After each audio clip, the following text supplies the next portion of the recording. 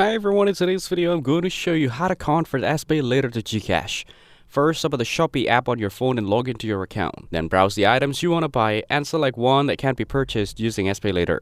At checkout, choose SPayLater as your payment method and complete the purchase. Make sure the item you buy is something that can be easily resold or used, depending on your plan.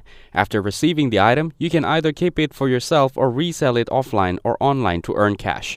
When reselling, you can use platforms like Facebook Marketplace, Instagram, or local online stores to reach buyers.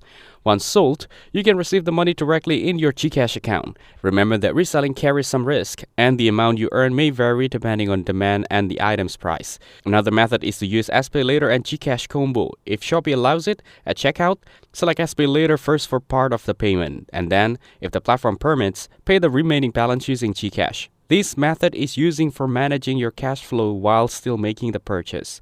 Always double check that your GCash account is active and has sufficient balance before completing the transaction.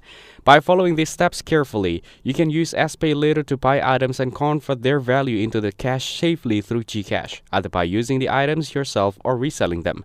If this video helped you, make sure to like the video and subscribe to the channel. Thanks for watching, and I'll see you in the next video.